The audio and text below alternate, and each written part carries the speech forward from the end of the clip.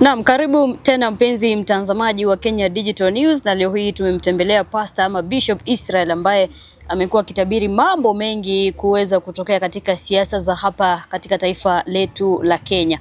Na mambo mengi yamezungumziwa kuhusu ongezeko la mafuta taa, diesel na petro, kitu ambacho hakijawahi fanyika tena katika uongozi ambao uliopita. Hebu leo atueleze kipi kinaendelea katika taifa letu hii ya Kenya.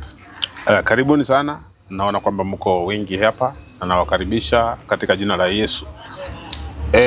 Kuna jambo ambalo limeendelea katika nchi ya Kenya, na nafikiri labda leo nitawashangaza watu kwa kinachoendelea, kwa sababu watu wengi hawajui kinachoendelea katika nchi ya Kenya. Lakini haya mambo yote, ongezeko ya mafuta, maisha yamekuwa magumu, wananchi wanalia hapa usiku na mchana. So kinachoendelea, jambo ambalo linaendelea ni kwamba kuna mpango.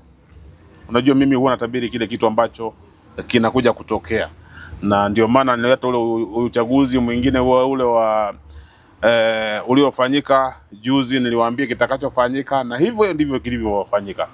Na sasa mimi nataka kuambia kwamba kuna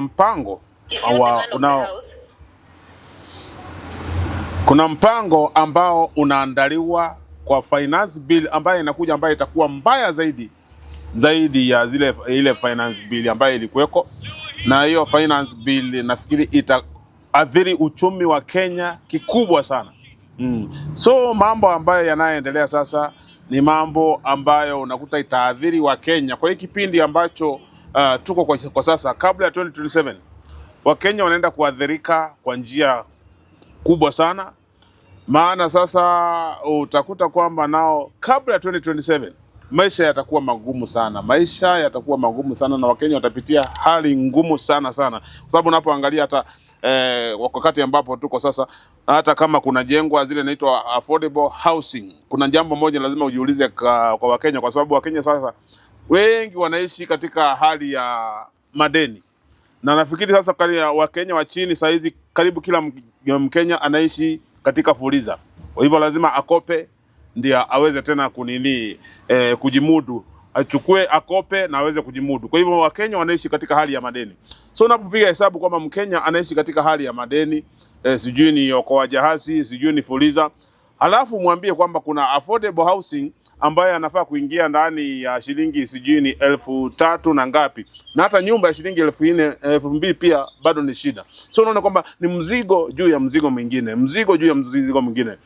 na Wakenya kwa sasa, kile ambacho Wakenya wamekuwa kililia sasa ni maisha ya urudi chini. Na tunaona sasa badala ya maisha kurudi chini, maisha yanazidi kuinuka juu sana. Kwa hivyo inamaanisha kwamba Mkenya bado anazidi kuwekelewa mzigo mkubwa sana kwenye mabega yake, na hali itazidi kuwa ngumu sana. Kitambo uchaguzi ufike, Kenya nafikiri Mkenya wa kawaida atakuwa amepita hali ngumu sana, na ni kitu ambacho najua kitakuwepo, na kwa sababu Mungu ananiambiaga kila kitu kitakachotokea. Kwa hivyo Wakenya sasa mjiandae kubeba mzigo mkubwa sana mpaka 2027, na mkifika mahali pale basi mtakuwa mnajua sasa mtaamua namna gani, lakini hali haitakuwa rahisi, itakuwa ngumu sana. Wafikiri kwa nini sasa hivi mafuta imepanda wakati ambapo William Samoei Ruto yuko katika uongozi? Kwa sababu tunayokumbuka matamshi yake wakati Uhuru Kenyatta alikuwa katika uongozi, akisema kwamba kwa nini mnapandisha kodi kwa mafuta ambao itakuja kuadhibu Wakenya na wanabiashara kutoka wadogo hadi wakubwa. Sasa hivi yuko katika ule uongozi, mbona sasa hivi mambo inafanyika tofauti? Vile mnavyomjua rais wa Kenya tangu kitambo alikuwa mfanyabiashara, na unajua sasa ni vibaya sana kutawaliwa na mfanyabiashara, kwa sababu mtu ambaye ni mfanyabiashara anapowatawala, kile kitu anachoona anaonaga atafaidika nini kutoka kwenu, si ati vile mtakavyofaidia kutoka kwake, lakini anawaangaliaga hivi na anaona ni nini itakayomfaidi kutoka kwenu. Kwa hivyo rais wa Kenya kama mfanyabiashara ni mtu ambaye mawazo yake 99% imeingia katika biashara, na jinsi ambavyo atakuja kuwa mtu ambaye ni bilionea mkubwa sana katika nchi ya Afrika. So nafikiri kile ambacho anapigania sana ni vile sasa yeye atakuja kuwa one of the biggest billionaires in the world. Kwa hivyo anataka kuvunja ile rekodi ya kuwa bilionea ambaye ni mkubwa sana, na ninakuta kila kitu kinachofanya sasa kinafanyika sana kwa sababu tu ya mtu mmoja aweze kufaidika, si watu wote, mtu mmoja aweze kufaidika. Kwa hivyo uchumi wa Kenya sasa kwa sasa hizi unategemea mtu mmoja, si watu wote, unategemea mtu mmoja. Sasa chochote katika nchi ya Kenya, sehemu yoyote ambayo inaonekana kwamba ni sehemu ambayo inaweza toka kitu, sasa mtu mmoja tu peke yake katika nchi ya Kenya, yeye ndiye ambaye yuko tu pale kuadhiri kila kitu, kuadhiri kila kitu. Kwa hiyo mambo haya yanapotokezea katika uongozi huu wa Rais Ruto, nimewaambia tangia mwanzoni, yeye ndiye alikuwa kwanza kupinga kila kitu, anasema maisha yamekuwa magumu, kwa nini wananchi. Katika ile hali alikuwa anajifanya mzuri, alitaka kujifanya malaika, akijua kwamba kile anachohitaji ni kitu gani. Kwa hivyo wakati alipokuwa anaongea wakati wa uhuru, yeye nia yake ilikuwa ni kusafisha jina lake ili akiingia ili aweze apata nafasi ya kuingia mahali pale. Na wakati amepata nafasi ya kuingia hapo, mmeona sasa maisha vile alivyokuwa. Kwa hivyo wakati huo mwingine yeye alikuwa tu kondoo ambaye ni mweupe kabisa, na akiwa analaumu kila mtu, lakini alipoingia katika uongozi ndio watu walijua kwamba huyu hakuwa kondoo. Huyu hakuwa kondoo, huyu alikuwa mbwa mwitu. So wa Kenya, hali hii ya mafuta ni kitu ambacho mungetarajia, na nataka kuambia kwa sasa, mafuta haishuki kwa sasa kwa haraka. Mafuta haishuki kwa haraka. Kwa hivyo msitarajie mafuta ishuke kwa haraka wa Kenya. Kwa kipindi hiki mjiandae kupita wakati mgumu sana mpaka 2027. Katibu mkuu wa chama cha UDA Hassan Omar jana ama juzi akitoa hotuba yake kutokana na ongezeko la mafuta, alisema kwamba kabila moja ndiyo tu inayoandamana, na akauliza kwa nini mnaandamana wakati wa Uhuru Kenyatta hamkuandamana? Mbona wakati wa William Samoei Ruto? Mtuambie kitu gani aliwakosea, basi tuwalipe kama ni hela. Kwa nini labda wafikiri kwa nini serikali sasa hivi inapaka kabila moja ambao ni Wakikuyu matope kwa sasa? Manake mafuta, magari sio Wakikuyu wanaomiliki peke yake. Kuna kitu ambacho nitaongea kwanza kuhusu Hassan Omar. Hassan Omar ni kazi amepatiwa, na mtu aliyepatiwa kazi huwa anapata muongozo kwa waajiri wake. Leo nifanye nini? Nizungumze namna gani? Kwa sababu mahali alipo najua kwamba hawezi zungumza jambo lolote. Jambo lolote ambalo Hassan Omar huwa anazungumzwa ni jambo ambalo ameandikiwa, nenda zungumza hivi, nenda uzungumze hivi, kwa sababu ni kazi yuko. Na unakuta kwamba kuna wakati ambapo Hassan Omar alikuwa mzalendo wa hali ya juu sana, lakini sasa unaona kwamba yuko katika kazi. Na wakati yuko kama kazi pale, sasa yuko kama kibaraka wa yule ambaye alimwajiri. Kwa hivyo always ana defend yule aliyemwajiri. Na jambo moja la kusema kwamba ni kabila moja tu ambalo linapiga kelele, huo si ukweli. Kwa sababu jambo la kwanza, na si kutetea natetea kabila la Wakikuyu, lakini unaangalia katika nchi ya Kenya, kabila moja ndiyo limesimamisha uchumi wa nchi hii ya Kenya, na ambao kuta kama ni Wakikuyu. So for example, kiangalia kama Nairobi, 95% ni nyumba za Wakikuyu.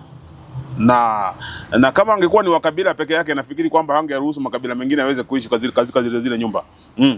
Ukiangalia pia 80% ya biashara na Nairobi ni Wakikuyu, na hiyo peke yake ndio inafanya uchumi unakuwa kwa njia kuu. Ukiangalia hata biashara nyingi, hata makampuni mingi, unakuta kwamba walio na ile biashara ni Kikuyu, na hawafanyi hivi kwa sababu ya ukabila. Kwa sababu jambo la kwanza, wale watu wako na bidii ya kutafuta, na mtu kuwa na bidii ya kutafuta si kumaanisha kwamba ni mkabila. Hapana. Na jambo la kwanza, wale ambao mtu aliye na bidii ya kutafuta, kuna watu wakimwangalia, kuna wengine wanamuonea wivu, kuna wengine labda wataona kwamba huyu mtu amepata vile vitu kwa njia ambayo si halali, lakini unajua kwamba Mkikuyu ni mtu anatafuta kwa bidii. Ni mtu ambaye ako na bidii ya kutafuta na ameinvest karibu kila county. Ukienda hata Kisumu kwenyewe utakuta hata magari yanayobeba watu ni Wakikuyu. Uende kule hata sehemu za kule Rift Valley utakuta hata magari yanayobeba watu ni Wakikuyu. So wasitumie hiyo fursa kusema kwamba Kikuyu ni kabila. Kile kilicho kwamba mtu Mkikuyu ni mtu ambaye ameinvest kwa njia kubwa, na ni watu ambao wameshikilia uchumi wa Kenya hii. So jambo la ukabila ni jambo la kibinafsi kabisa, na si jambo lolote ambalo ni la kizalendo, ni jambo la kibinafsi. Na hivyo mmeelewa kwamba Omar yeye anatumika tu kama kibaraka kusema kile ambacho ameambiwa aseme. Kwa hivyo hasemi kama mzalendo. Je, serikali imefeli kiwango cha kwamba mpaka waziri wa usalama ambaye ni Murkomen anazungumzia mambo ya ukabila wakati ambapo Wakenya wanasema sisi hatutaki ukabila? Unapoangalia sasa katika Kenya hii, na nilisema hivi, Kenya kuna wakati mmoja ambao ukabila utakidhiri sana, na tumeona kwa sasa saizi ukabila umekidhiri sana. Na tunapoangalia sana wakati ambapo Rais Kenyatta alipokuwepo, Rais Kenyatta alikuwa mtu wa makabila yote, na naona hata ndiye aliyepatia Rais Moi Mkalenjin akampatia vice president. Alipatia hata Odinga akampatia, alikuwa pia amempatia nafasi pia na akampatia pia madaraka makubwa, na watu kama wakina Tom Mboya na watu wengi sana ambao walipatiwa madaraka na rais mstaafu ambaye hayati Jomo Kenyatta. Tulipotoka pale sasa kukarudi mtu ambaye anaitwa Daniel Toroitich arap Moi. Na alipoingia pale mara moja uliangalia polisi, kama wewe si Mkalenjin huko unaingia polisi. Kama wewe si Mkalenjin huko unaingia JSU.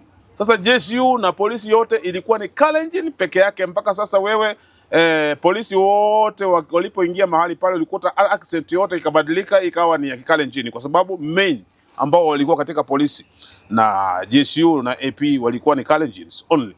Sasa ni rais alipokuja pale, Kibaki alipokuja pale, basi naye pia akaweza kuunganisha makabila mengine yote yakaunganika pamoja. Na unaona the same thing kwa Rais Uhuru. So unaweza angalia kati ya Kalenjins na Kikuyu ni wagani ambao ni wakabila zaidi. Na unakuta kwamba katika nchi hii ya Kenya ukabila umekuwa tu katika kabila moja zaidi, na hiyo ni kabila ya Kalenjins. Kalenjin ndio wamekuwa na kabila mwingi sana katika nchi hii ya Kenya, na tunakuta kuna mtu anapoingia pale anaongea tu kwa niaba ya kabila lake peke yake. Murkomen alipoingia katika kile kiti cha ulinzi wa nchi, security ya nchi ya Kenya, aliona kama sasa ni kiti cha nyumbani, aliona kama ni property ya wa Kalenjin. So chochote anachoongea anaongea ni kama ana defend Kalenjins, na unakuta chochote kinachoongea na unaona sasa ni kama ni Kalenjins versus other tribes. Kitu ambacho sasa kimekuwa donda sugu katika nchi ya Kenya. Ukabila ni adui ya Wakenya, na namshtumu sana mtu Murkomen kwa sababu ni mmoja wa wale watu ambao wameweza kufanya nchi kuinua, kuchochea ukabila sana.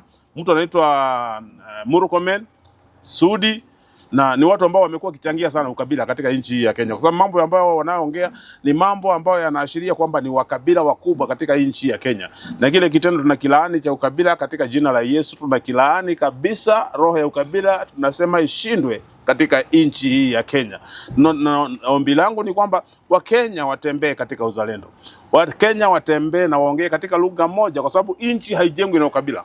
Nchi hujengwa na watu kushirikiana na kuungana makabila zote, kwa sababu kenye kilifanya Kenya unapoangalia sasa nao imekuwa ni kama Babylon yenye ilikuwa inajengwa kitambo, kwa sababu ilikuwa inajengwa na kabila moja na sasa kile kilifanya Babylon isiendelee wakati makabila yalichanganywa, watu walichanganywa makabila, ikakosa kuendelea. Unaona sasa Kenya sasa ukabila unakidhiri, kwa sababu chochote kinachofanywa sasa kinafanywa kwa niaba ya kabila moja, na ni jambo ambalo ni adui ya taifa, na itakuja kufanya Kenya irudi nyuma kwa kiwango kikubwa sana. Kuna kitu ambacho Rigiji ambaye ni Rigathi Gachagua amesema asubuhi akiwa maeneo ya kule UK kwamba kuna wakati mmoja Rais Ruto alimwambia anataka kuwa tajiri kupita familia ya Kenyatta na ile ya Moi, wote wakijumuishwa kwa pamoja. Labda huenda ndio maana tunashuhudia mambo ambayo yanafanyika kwa sasa katika taifa letu la Kenya. Ndio maana nimesema kwamba kile ambacho Rais Ruto anachofanya sasa ni kutafuta utajiri, kutafuta kuwa tycoon mkubwa sana ambaye ni bilionea katika Afrika Mashariki na Kati. Hicho ndicho rais wa Kenya anatafuta. Anatafuta kwamba awe ni mtu mwenye pesa nyingi sana katika nchi ya Afrika, awe tajiri ambaye ni mkubwa sana katika nchi ya Afrika. Na ndio unaona mambo mengi sasa anayefanya yanamfaidi yeye mwenyewe, faidi wa Kenya, yanamfaidi yeye mwenyewe. So ndio maana kwamba unaposikia Rigiji anasema jambo, na kuna kitu moja nitawaambia kuhusu Rigiji. Rigiji akiongea jambo msipuze, kwa sababu yule mtu anajua siri yote. Chochote kinachosemwa hata kama kinasemewa katika siri, serikali inapopanga mipango yote, elewa kwamba kuna watu ambao katika tu same serikali wanafikisha ule ujimbo wa Rigiji the same day. Kwa hivyo Rigiji akisema kitu anajuanga ripoti yote, ana habari yote ya kila kitu kinachoendelea. So msiwahi puuguza habari ya Rigiji anachosema. Rigiji anachosema huwa anajua amesema nini, na msiwahi puuza habari ya Rigiji tena. Wafikiri kwa nini sasa hivi Uhuru Kenyatta amekuwa ndio wanaozungumzia sana, badala ya serikali kuangazia ni kitu gani kitafanyika ili mafuta iweze kurudishwa chini, biashara za watu zirudi, za Wakenya ziweze kunawiri kama ilivyokuwa hapo awali? Kwa nini sasa hivi Uhuru Kenyatta anaingizwa katika siasa za saizi, na yeye ni mstaafu, haongei mahali popote? Kuna kitu kimoja mimi nitazungumzia kuhusu Uhuru, na mimi ningeomba kama serikali wanasikia wawachane na mtu anaitwa Uhuru, apumzike kwa amani. Kwa sababu jambo la kwanza, Uhuru habishani na biashara ya mtu yote. Uhuru kama ni biashara yake ameifanya kwa amani. Nia yake si ya kuangusha biashara zingine. Lakini hii tatizo kwamba la mtu mmoja ndiye anataka kumiliki biashara zote na amalize kila biashara katika nchi hii ya Kenya, basi huu si uzalendo. Kwa sababu mara nyingi wanapompiga Uhuru, wanajua kwamba Uhuru pia ni mtu ambaye amewekeza sana katika nchi ya Kenya. Na wakati Uhuru anawekeza hivi, si furaha yao, ni furaha ya kuona kwamba Uhuru withdraw katika biashara zote, hawa waweze kuchukua hizo biashara ndio waweze kutawala Kenya vizuri. Na so inawauma sana kuona kwamba sehemu kubwa imewekezwa na mtu anaitwa Uhuru. So inawauma sana, na wanaona kwamba Uhuru ni mzalendo na Uhuru ana roho ya kusaidia. Na jambo la kwanza, Uhuru ana haki ya kusupport mtu yoyote kwa kama mwananchi wa Kenya. Mwananchi wa Kenya ana haki ya kusupport mtu yoyote. So wanapoona Uhuru labda anaunga mtu fulani mkono ama mrengo fulani mkono, wanaumwa na wanasikia vibaya sana. Ombi lao ni kwamba Uhuru asisupport mtu yote, akae chini. Lakini Uhuru kwa sababu amechangia sana ukuaji wa katiba, pia hata kwa siasa lazima atachangia, na kinachowaumiza sana ni mchango wake kwenye siasa. Na mimi nasema kwamba Uhuru kama mwananchi wa Kenya, kama mzalendo wa Kenya, ana haki ya kuparticipate na kusupport mtu yeyote, kwa sababu Uhuru hasimami tena, lakini ana haki ya kusupport mtu yeyote. Kusupport wa mtu wake ni demokrasia yake, kusupport mtu yeyote. Kwa hivyo ni vizuri kwamba waweze kumpatia Uhuru nafasi apumzike kwa amani, kwa sababu yeye bado ni Mkenya, hawezi hama aende nchi nyingine. Uhuru bado ni Mkenya, na ni vizuri wampatie nafasi yake. Wakati ambapo amestaafu, wampe amani ya kutosha. Yeye kama Mkenya awe na haki ya kufanya kile ambacho atakachoona ni kizuri, na nafikiri hiyo ni mzuri. Hayati Raila Amolo Odinga kuna maneno aliyazungumza kabla ya kuaga kule maeneo ya Mombasa, na akasema kwamba hata mpe Rais Ruto miaka 1,100 hakuna kitu atabadilisha katika hii taifa letu la Kenya. Labda hayo kama mchungaji wazungumzia vipi? Kwa sababu sasa hivi ni karibu miaka 4 lakini hakuna mabadiliko kwa sasa. Nafikiri nikitoa utabiri wangu, mwanzo wa tamu ya Rais Ruto, kuna watu walienda, hata wachungaji wakakimbia State House na wakasema kwamba aliyechaguliwa ni mteule. Na nikawaambia kuna tofauti sana ya kuteua mteule na kiongozi. Kwa sababu na nikawaambia kwamba yule ambaye mnayesema ni mteule sasa atawatawala kimabavu, na atawatawala kama watumwa. Na saizi maneno niliyosema kwamba nafikiri yameanza kutimia, yale ya unabii niliyotoa umetimia kwa sasa, kwa sababu rais wetu hana haja ya maendeleo. Rais wetu wa Kenya hana haja na ukuaji wa uchumi. Kile ana haja nacho ni kuimarisha ni kujiimarisha yeye mwenyewe na kibiashara. Na nilivyoambia tangia mwanzoni kwamba rais wa Kenya ni mfanyabiashara. So kuchagua mfanyabiashara, hakuna wakati atakuwa na wakati na maendeleo ya nchi, yeye anapiga biashara yake mwenyewe. So mtarajie kwamba hata akichaguliwa tena, na mimi nazungumza kama mtumishi na najua kile ambacho anachozungumza, na nimesema hivi, na kile ambacho Mungu pia ananionyesha kwamba Rais Ruto ni mfanyabiashara. Kwa hivyo hata mkimchagua tamu nyingine, Kenya will remain the same. Hakuna maendeleo yoyote yatakayokuwepo katika nchi ya Kenya, kwa sababu yeye ni mfanyabiashara, na vile alivyo mfanyabiashara atafanya biashara zake mpaka wakati atakapotoka kwa kiti. Bado ataendelea na biashara zake kwa sababu yeye ni mfanyabiashara. Kuna tofauti ya mtu ambaye mmepatia afanyie kazi na mfanyabiashara, kwa sababu mfanyabiashara anafanya kile ambacho kitampa faida yake mwenyewe. Nafikiri nimeweza kujibu swali lako. Labda iwapo kuna mtu angependa kupata ama kuzungumza nao, kupata wapi? Sasa mimi nasema kwamba unaponitafuta, na jambo la kwanza mimi nasema unaponitafuta, nitafute kwa sababu ya mambo ya kiroho, tafute kwa sababu ya mashauri ya kiroho, si mashauri ya kisiasa.